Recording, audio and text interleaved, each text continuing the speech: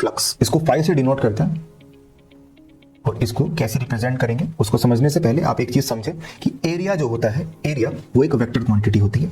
जैसे कि मैंने कहा ये मेरा एक एरिया है, तो ये कौन सा एरिया है, 2D है कि 3D है? आंसर इज ये एक 2D एरिया है।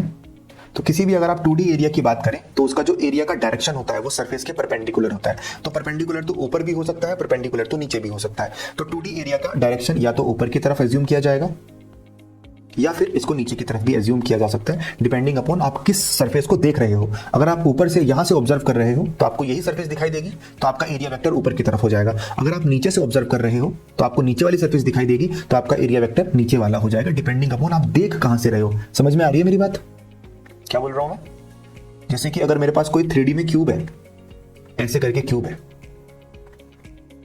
और मैं आपसे पूछूं कि इसकी कितनी सरफेस होती है, तो आप कहेंगे सर इसकी 6 सरफेस होती है, राइट? हर सरफेस का वेक्टर आप बता सकते हो किधर रहेगा? हर सरफेस का वेक्टर, एरिया वेक्टर आप कहेंगे राइट वाली सरफेस का इधर रहेगा। भाई जब आप इसको देखोगे तो बाहर से ही देखोगे, अंदर से तो देखोगे नहीं, तो आउटवर्ड परपेंडिकुलर। लेफ्ट वाली सरफेस का एरिया वेक्टर किधर रहेगा?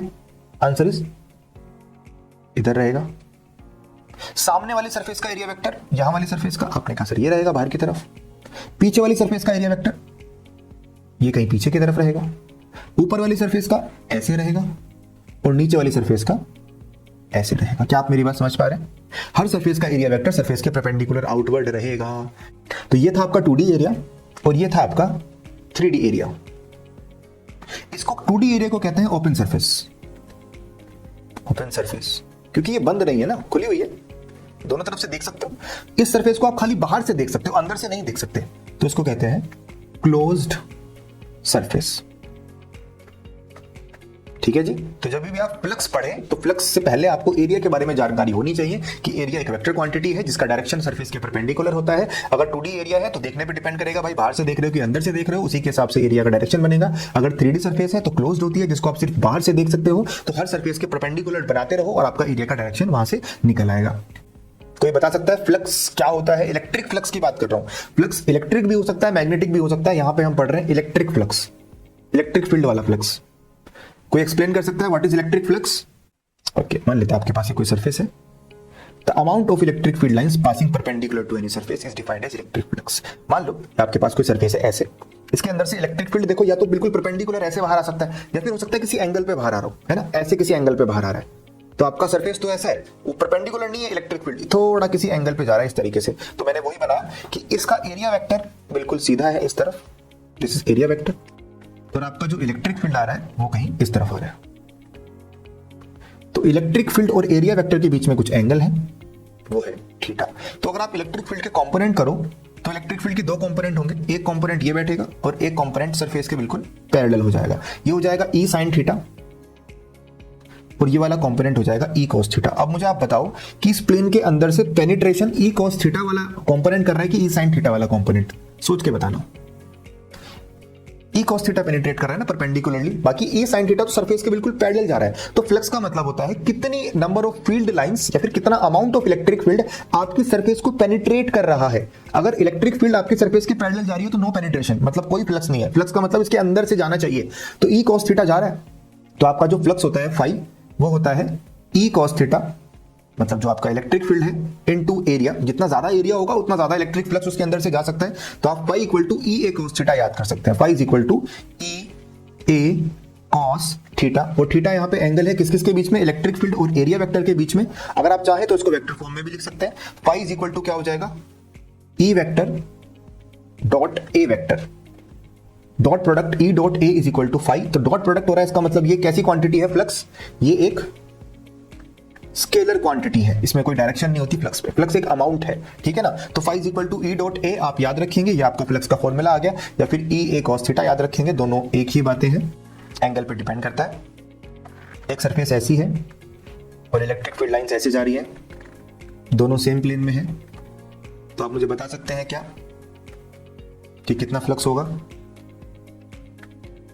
इस केस में? 0। क्यों? क्योंकि इसमें थीटा कितना है? आपने कहा सर एरिया वेक्टर तो ऊपर जा रहा है, तो आपका जो थीटा है वो तो 90 डिग्री हो जाएगा। तो आपको फ्लक्स होगा 0। तो आप क्वेश्चन को देख के बता सकते हो भाई अच्छा इसमें पेनिट्रेशन तो पॉसिबल ही नहीं है, तो 0 फ्लक्स है, तो इसमें 0 फ्लक्स रहेगा। मैक्सिमम फ्लक्स कब होता है?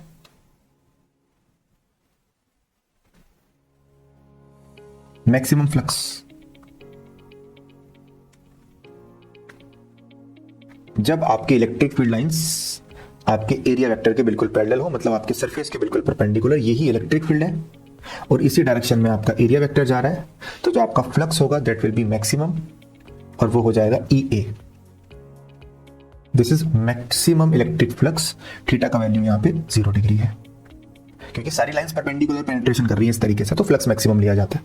मान लो मेरे पास एक क्यूब है, चलो इस तरीके से मेरे पास एक क्यूब है। अच्छा, एक क्यूब में टोटल कितनी सरफेसेस होती हैं? 6 होती हैं। आपने कहा electric field is in the positive x direction, electric field है पॉजिटिव एक्स डायरेक्शन में कुछ इस तरीके से। दिस इज E, इसकी साइड है A, सारी साइड A रहेंगी क्योंकि ये क्यूब है, तो E इलेक्ट्रिक फील्ड है पॉजिटिव एक्स डायरेक्शन में।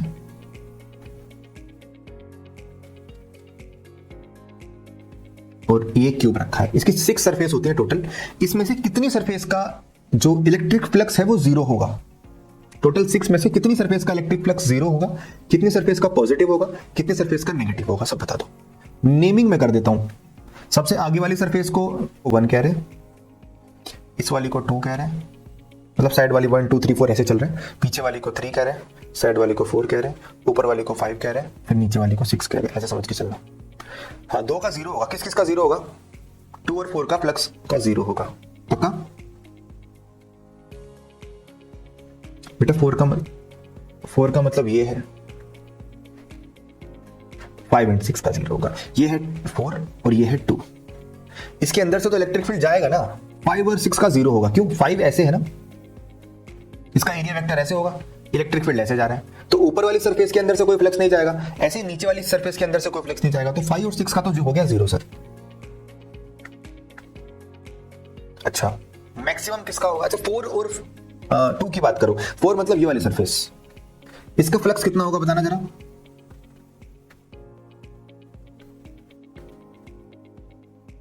आपने कहा सर इसका कितना होगा, जल्दी बताओ, जल्दी बोलो। पॉजिटिव E है माइन नेगेटिव E है, E इंटू स्मॉल ए स्क्वायर। अच्छा, यहीं पे गलती कर दिया तुम लोग फिर से। इसका एरिया वेक्टर किधर होगा बताना? इस सरफेस का आउटवर्ड होगा ना, ऐसे करके ये तो होगा, तो इसका एरिया वेक्टर तो पीछे था, इलेक्ट्रिक फील्ड एक्स में था। हम 4 की बात कर रहे थे, शायद इस वाले की बात कर रहे थे, 4 की कर रहे हैं, चलो। हाँ, तो आपने कहा सर यहाँ पे थीटा का वैल्यू तो 180 रह जाएगा, एरिया वेक्टर उधर है, इलेक्ट्रिक फील्ड इधर है, तो आपका जो फ्लक्स बनेगा ना वो आएगा -E इंटू एरिया। एरिया है स्मॉल ए स्क्वायर, तो -EA स्क्वायर। मतलब ये हो गया कि किसी भी सरफेस के अंदर आने वाला फ्लक्स कैसा होता है? इनवर्ड फ्लक्स कैसा होता है? नेगेटिव। अंदर आता हुआ फ्लक्स है ना, ये इलेक्ट्रिक फील्ड लाइंस एंट्री कर रही हैं, तो इनवर्ड फ्लक्स हमेशा नेगेटिव होता है। अंदर आते हुए फ्लक्स नेगेटिव माना जाता है। क्यों? क्योंकि अंदर आते हुए इलेक्ट्रिक फील्ड अंदर आ रहा है बट एरिया तो बाहर जाता है, तो inward flux is always negative. Same अगर आप 4 के अलावा 2 की बात करते हैं, 2 की बात करोगे तो क्या होगा? 2 कुछ ऐसा दिख रहा है आपको, इसका एरिया वेक्टर इधर रहेगा और इलेक्ट्रिक फील्ड इसके पैरेलल रहेगा, तो यहां पे आपका जो फ्लक्स होगा वो आएगा E इंटू ए स्क्वायर, वो भी पॉजिटिव में, क्योंकि आपका थीटा कितना है? 0। ये कौन सा फ्लक्स है? ये इनवर्ड फ्लक्स थोड़े ना, ये तो आउटवर्ड फ्लक्स है, बाहर निकलते हुए, तो इसका वैल्यू कितना आएगा? आउटवर्ड फ्लक्स ये पॉजिटिव आएगा। तो अंदर आता हुआ फ्लक्स नेगेटिव होता है, बाहर जाता हुआ फ्लक्स कितना होता है? पॉजिटिव होता है। अब आपने कहा सर 5 और 6 का तो 0 है, बेटा 1 और 3 का 0 नहीं है क्या?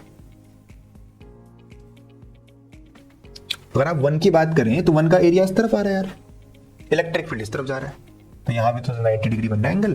तो 1 की बात करो तो भी फ्लक्स 0 है। उसी तरीके से आप पीछे वाली सरफेस की 3 की बात करो तो भी फ्लक्स 0 है। तो 4 सरफेस का 0 हुआ टोटल। किस किस का? 1 3 5 एंड 6, इन सब का 0 है, और 2 में से एक का पॉजिटिव है प्लस EA स्क्वायर और दूसरे का नेगेटिव है -EA स्क्वायर। तो इसका टोटल फ्लक्स कितना है? पूरे क्यूब का फ्लक्स कितना है? पूरे क्यूब का फ्लक्स 0। क्यों है ऐसा? क्योंकि जितनी इलेक्ट्रिक फील्ड लाइन ने एंट्री करी है उतनी ही इलेक्ट्रिक फील्ड लाइंस बाहर चली गई, तो इनवर्ट फ्लक्स और outward flux plus minus cut कुटा के जीरो। जब तक इस क्यूब के अंदर आप कोई चार्ज नहीं रखोगे तब तक इस क्यूब का टोटल फ्लक्स कितना होगा, जीरो। और क्यूब नहीं, कोई भी क्लोज्ड सरफेस अगर रखी है और उसके अंदर कोई चार्ज नहीं है तो उसका नेट फ्लक्स जीरो होता है। ये किसने बताया था, किसका, गॉस लॉ। गॉस अंकल ने तो बोला था कि एक चार्ज है उसके चारों तरफ एक गॉसियन सरफेस बनाओ, अगर उसके अंदर चार्ज है तो फ्लक्स होगा, अगर चार्ज हट जाएगा तो उसका गॉसियन सरफेस का टोटल फ्लक्स जीरो होगा। ऐसे कल हम पढ़ेंगे, आज इतना ही करते हैं। तो आज हमने फ्लक्स पढ़ा, फ्लक्स कैलकुलेट कैसे करते हैं वो पढ़ा, प्लस कब होगा जब आउटवर्ड होगा और माइनस कब होगा जब इनवर्ड होगा। तो आज के लिए इतनी कहानी काफी है। रुको रुको रुको रुको, देख लिया पूरा वीडियो, सब समझ आया? नहीं आया तो कमेंट्स में लिखो कि नहीं समझ आया, और क्या समझ नहीं आया वो बताओ। और अगर समझ में आ गया है तो भी कमेंट्स में लिखो, क्या लिखना है, थैंक यू सर समझ आ गया है, ताकि मैं अगली वीडियो जल्दी से जल्दी डालूँ। ओके, चलो फिर मिलते हैं, बाय बाय, टेक केयर।